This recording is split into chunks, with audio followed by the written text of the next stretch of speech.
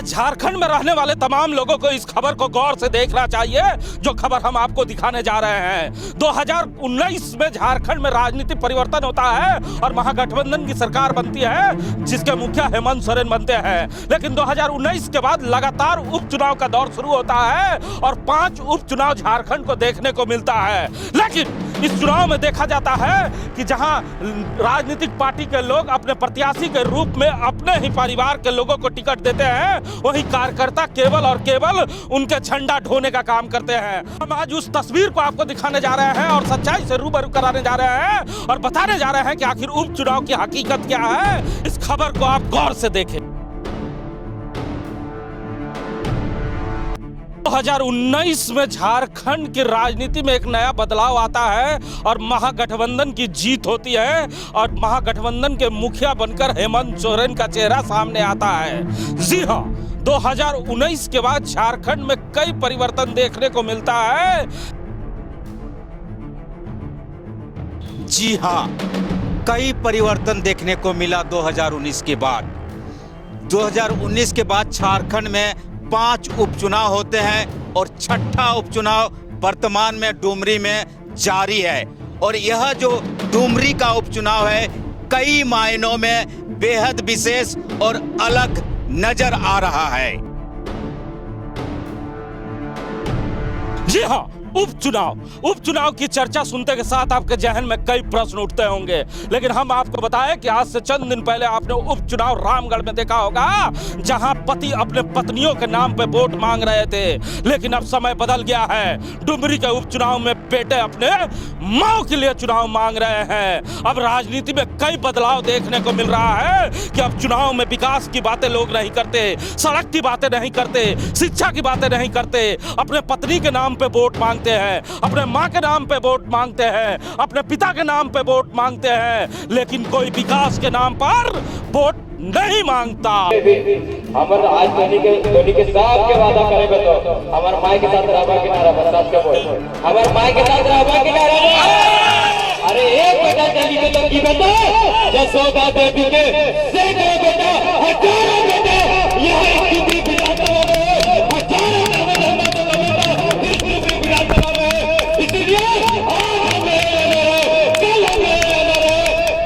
प्रदीप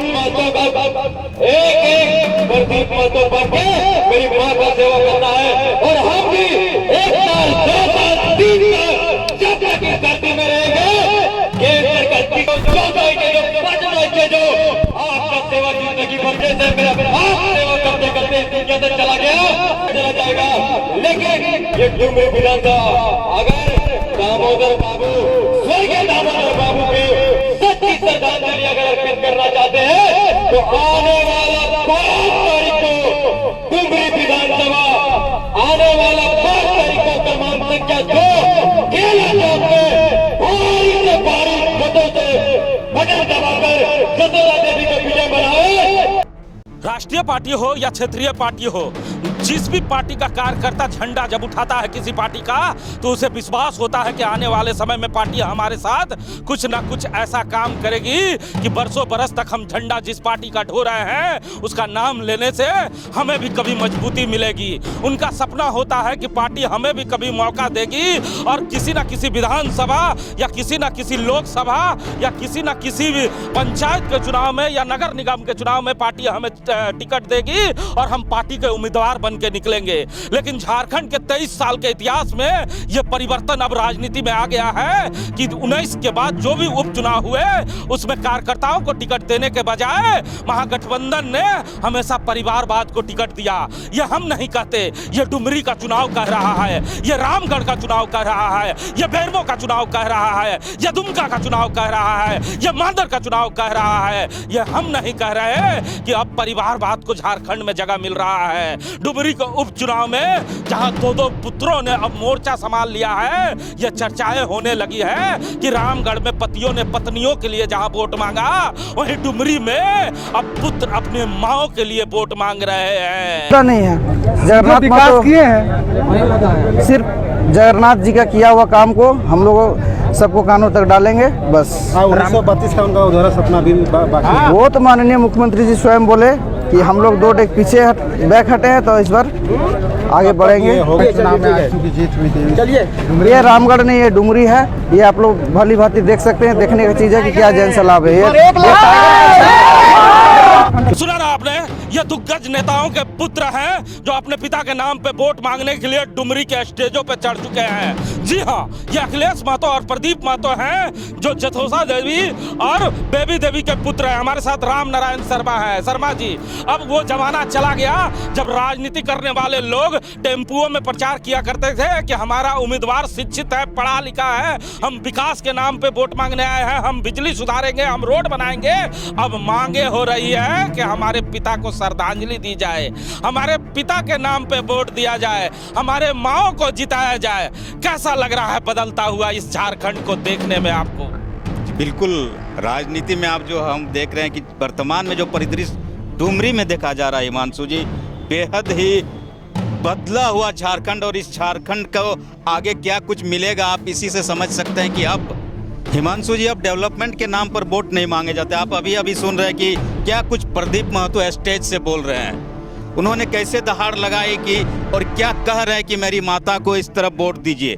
एक युवा माँ के नाम पर और अपने पिता स्वर्गीय दामोदर महतो का नाम लेते हुए नजर आते हैं। वहीं दूसरी तरफ जब नॉमिनेशन करने के लिए वर्तमान में मंत्री बेबी देवी जी पहुंचती है तो उनके पुत्र अखिलेश महतो कहते हैं कि मेरे पिता के नाम पर ही यहाँ पर वोट मिलेगा, कोई कुछ कर ले। यानी अब कोई ये नहीं कहता कि डुमरी में सड़क खराब है तो सड़क बन जाएगी, स्कूलों के शिक्षक की व्यवस्था नहीं है तो शिक्षक आएंगे, बच्चों के लिए जो मिड डे मील खराब है तो उसकी व्यवस्था सुधारी जाएगी। यहाँ पर और कोई चीज़ आप स्कूल कॉलेज इसकी बात नहीं कर रहे हैं, सिर्फ और सिर्फ पिता की बात करते हैं, संवेदना की बात करते हैं, या फिर माताओं को आगे लाकर कहते हैं कि ये हमारे घर की बहुएं हैं, आपकी बहू है, मेरी माता है, मेरी माता को वोट दीजिए। डेवलपमेंट पीछे छोड़ दिया। अच्छा, जहां झारखंड मुक्ति मोर्चा ने अपने स्टार प्रचारकों का लिस्ट जारी कर दिया है, वहीं सुदेश महतो ने भी कल एक सभा को संबोधित करते हुए कहा कि मैं झोला कपड़ा लेकर अब आ गया हूं डुमरी में, और उन्होंने भी तरह तरह के भाषण दिए हैं। जरा सबसे पहले आपको सुदेश महतो को सुनाते हैं जिन्होंने क्या कुछ गंभीर आरोप लगाए हैं सरकार पर और क्या कुछ बातें कही है। जरा पहले सुदेश महतो का आपको सुनाते हैं। लेकिन सामाजिक न्याय के क्षेत्र में आज देखोगे कि कितना मंत्री है, 11 मंत्री है ना, 11 मंत्री है, लेकिन एक भी शेड्यूल कास्ट का मंत्री है क्या? एक भी शेड्यूल कास्ट का मंत्री है क्या? एक भी नहीं है। भोक्ता जी ट्राइब बन गए हैं, बार-बार खाली है।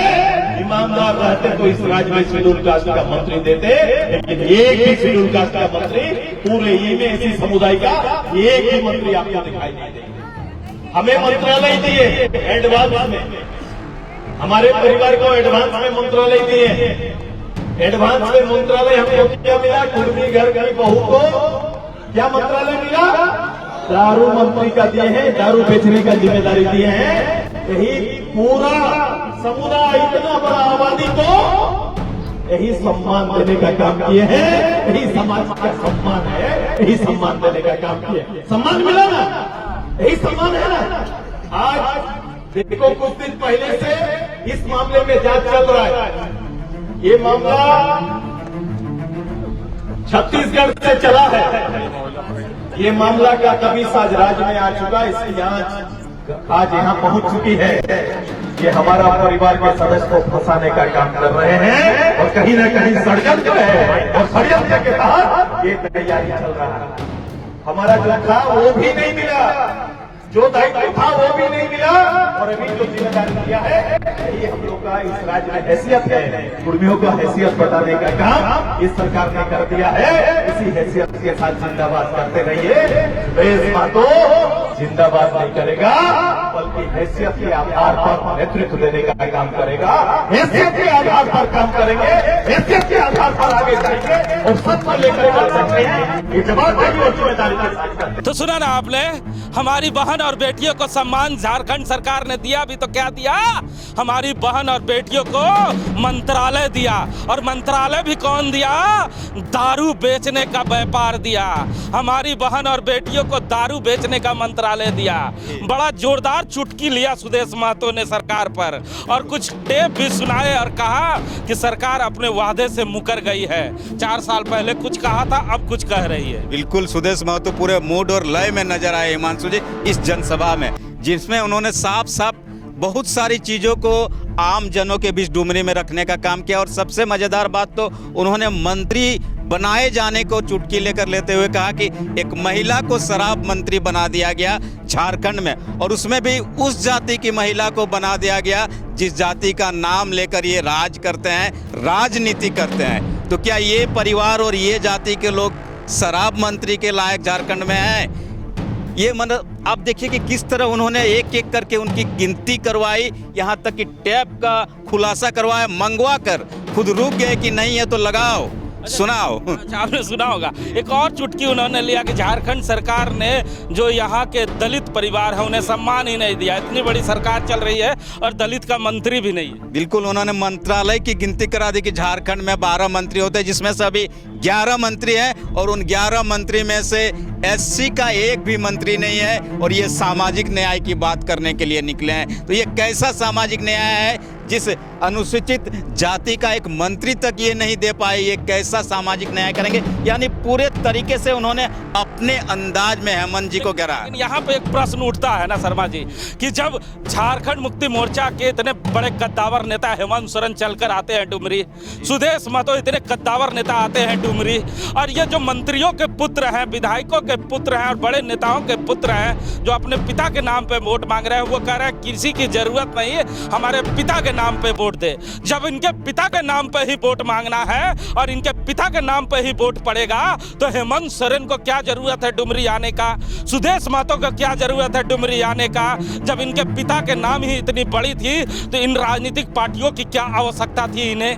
नहीं, बिल्कुल आपकी बातें बिल्कुल सही है कि जब इस तरह की राजनीति होती है, चुनाव होता है, तो जब आपके सबसे बड़े नेता आपके मंच पर आ रहे हैं तो उन नेताओं की ये बातें नहीं करती। ये बच्चे अभी है, अनुभव कमी है, लेकिन ये सच है कि जिस राजनीति को वो सोचते हैं कि ज़मीन में मेरे पिता ने जो काम किया है शायद यही काम आ जाए। शायद उनको लगता है कि वही दिखाकर हम संवेदनापूर्ण वोट ले लें और किसी तरह डुमरी पार लगा ले। लेकिन डुमरी की जो रन में आप देख रहे हैं कि बड़े बड़े नेताओं के साथ साथ जो प्रत्याशी है उनके पुत्र भी अब जबरदस्त तरीके से अपने अपने तरीके से लोगों को गोलबंद करने की कवायद में जुटे हैं। और आप देख रहे हैं कि मंच में तरह तरह की चीज़ें आ रही है, लेकिन सबसे बड़ी बात जो यहाँ आप देख रहे हैं, सिर्फ और सिर्फ अब झारखंड के लोगों को यही लगा है कि सिर्फ परिवारवाद पर ही क्या अब आगे का झारखंड चलने जा रहा है। तो ठीक सुना आपने, भारतीय जनता पार्टी के नेता जो स्टेज से दहाड़ मारा करते थे कि कांग्रेस पार्टी केवल परिवारवाद किया करती है, अब उन नेताओं को भी झारखंड में आने में लगता है कि शर्म आने ही लगी होगी। रामगढ़ उपचुनाव जहां पति ने पत्नी के लिए वोट मांगा, डुमरी उपचुनाव जहां बेटा अपनी मां के लिए वोट मांग रहा है, और तमाम उन नेताओं के पत्नियों को टिकट दे रही है जो परिवारवाद का नारा लगाया करती थी और स्टेज से कहा करती थी कि कांग्रेस पार्टी और गठबंधन के लोग केवल परिवार को आगे बढ़ाते हैं। तो साहब, अगर गठबंधन के लोग दोषी हैं तो आप कहां हैं इस वक्त, जो रामगढ़ के चुनाव और डुमरी के चुनाव में वोट मांगने के लिए केवल और केवल उनकी पत्नियों के लिए आ रहे हैं, जिनके पतियों ने यहां राज किया है झारखंड में। अब परिवारवाद पर राजनीति शुरू हो गई है, पत्नियों के नाम पर वोट मांगा जा रहा है, बेटा अपनी मां के लिए वोट मांग रहा है, लेकिन आवाम के लिए, विकास के लिए, सड़क के लिए, स्वास्थ्य के लिए और डुमरी के लोगों के लिए कोई वोट मांगने नहीं आ रहा है।